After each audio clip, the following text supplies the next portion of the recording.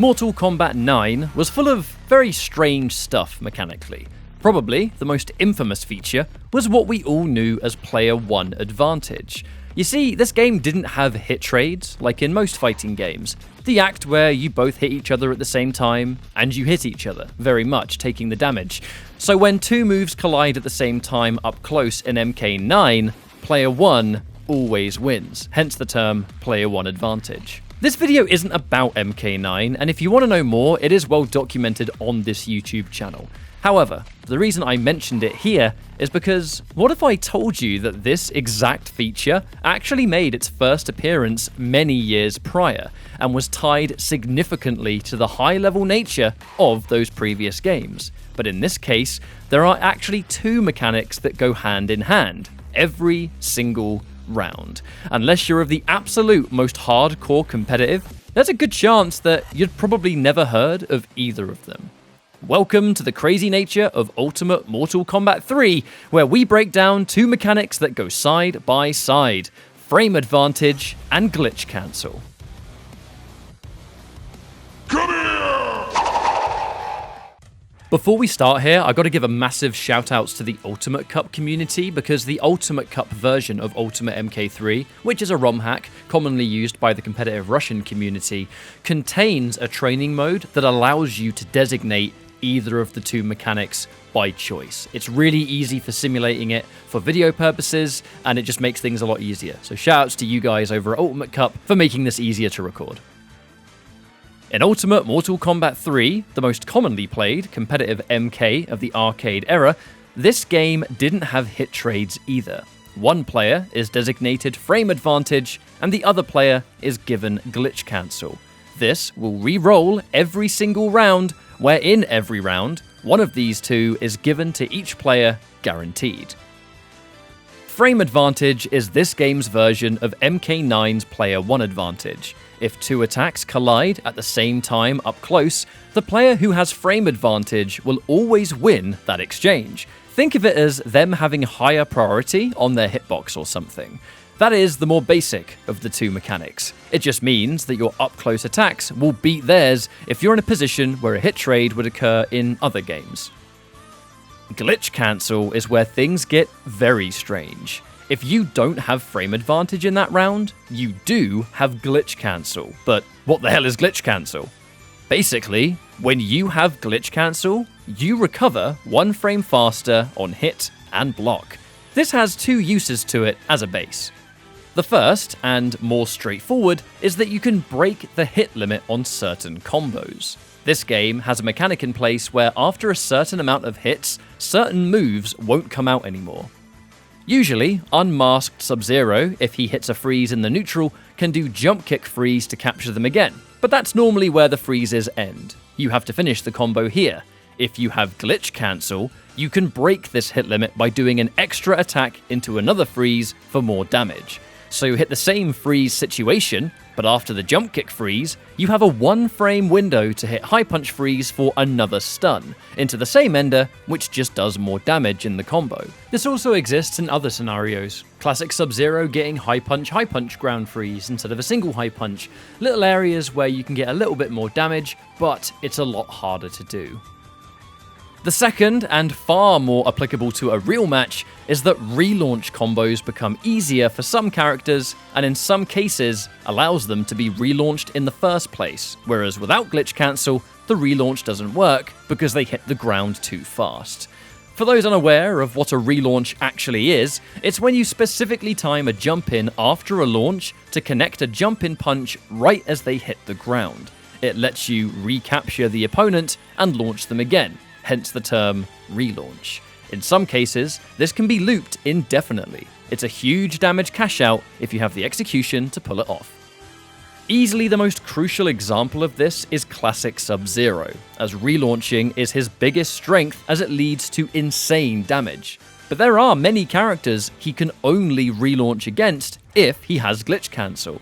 The funny thing is that these relaunches working isn't actually because you have it, it's because they don't. If you have frame advantage, it means they have glitch cancel, which means they hit the ground 1 frame faster. If they have frame advantage, it means for a split second, they're in the air for longer, which lets your relaunch work. Or against characters you could already relaunch, you now have more time to do it. I say crucial for Classic Sub-Zero because he can only relaunch the entire lineup of male ninjas with glitch cancel enabled. That's a pretty big deal, considering some of the best characters in the game are Human Smoke, Ermac, and then Reptile, who's sitting just a little bit underneath. A final base benefit of glitch cancel I want to mention before we talk about specific characters is that sometimes, in some matchups, certain combo strings on block will whiff at the end, opening you up for a giant punish. It can be incredibly frustrating if you're doing one of those strings against a character that has combos that punish for the damage of a Human Smoke or something. However, the strings whiffing at the end only happen when you have frame advantage. If you have glitch cancel, these strings do not whiff. Going back to Classic Sub again, his launching string whiffs on the final hit if he has frame advantage and you crouch block. With glitch cancel, this no longer whiffs, which is a complete game changer for the character. Same thing for Jax. His big combo string that does great chip damage but fantastic damage on hit as well will whiff without glitch cancel. Cabal's launching string whiffs without glitch cancel sometimes. This does actually have a hidden benefit though, and I can explain that in a bit. So, we have the two side-by-side mechanics that are guaranteed every round, with the two being given to both players at random. Frame advantage, which gives you the guaranteed priority in trade situations, and glitch cancel, which lets you recover one frame faster, opening up for a fair few damaging opportunities, either in combos or being safer on block. First of all, if we're in a real match, how the hell do you tell who has what mechanic? That's a very good question. With rounds being as fast as they are, you barely have enough time to figure it out anyway. But there are some tricks that you can use to get the information on hand as fast as possible. The first, and most commonly used, is when you play a character who has the string on block whiffing issue. You can just do the string, and if it whiffs, you know that you have frame advantage. If it doesn't whiff, you know that you have glitch cancel. So on the spot, you can decide which kind of game that you need to play, as either of the two mechanics can definitely shape your strategy quite a lot as certain characters. Another way, which is definitely more for those a little bit more eagle-eyed, is either just recognizing that in these close-range jab situations that you're never getting a hit when it feels like you really should, or vice versa, or you can just see up close that when these moves collide, the player with glitch cancel actually has their sprite drawn on the screen last, so they appear in front.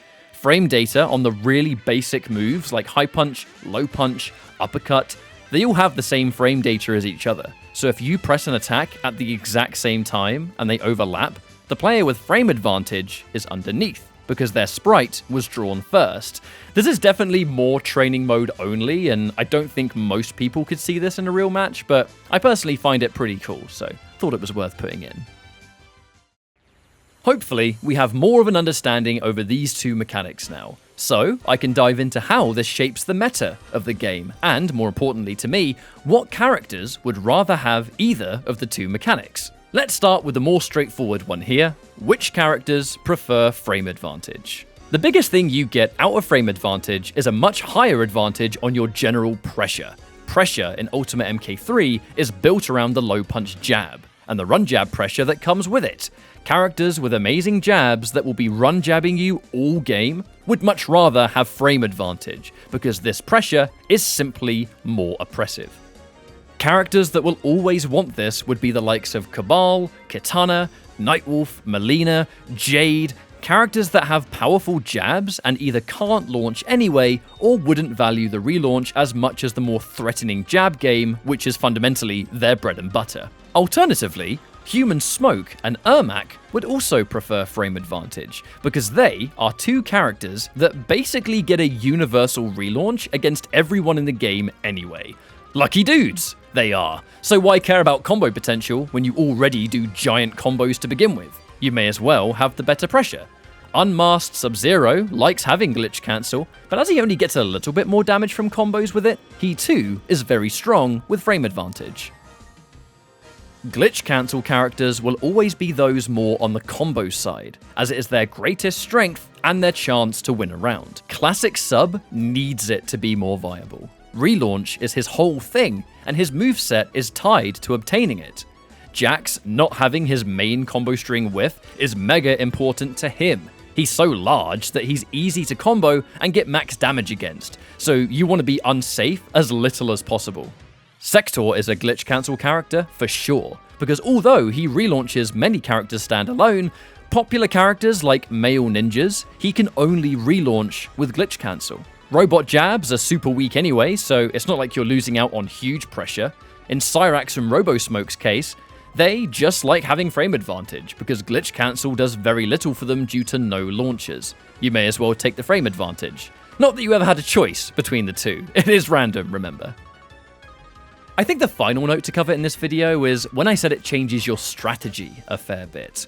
What I mean by that is if you're playing a character that wants to enter a jab war with another player, frame advantage means that it's your game to play. If you keep getting beat by their jabs and it's obvious that they have frame advantage, you need to start using other moves to make them block to start your offense. This is where sweeps, uppercuts, jumps, they all come into play, because matching jabs against each other no longer works for you if you don't have frame advantage. The other side of this is understanding the importance of glitch cancel when you play a character that needs it. Practice those larger relaunch combos if you play someone like Classic Sub-Zero, and get ready to rely on them less if you don't have glitch cancel, because you'll be jumping in with a string that probably gets blocked and then whiffs. There's always more detail to go into, but these two side-by-side mechanics are, and always have been present in your matches of Ultimate MK3. It answers a lot of questions that people might have in certain situations across the years. I always love these nitty-gritty features, and making this video has been a ton of fun. I can't thank Ultimate MK3 legend Biggs enough for his help here, as he has been a massive scientist of classic MK for many years. I'll link his channel in the description and pinned comment. I really couldn't have made this video without Biggs, so thank you very much. Cheers for watching, everyone. Consider subscribing, perhaps joining my Patreon, or follow Mustard on Twitch, and I'll see you next time. Take care.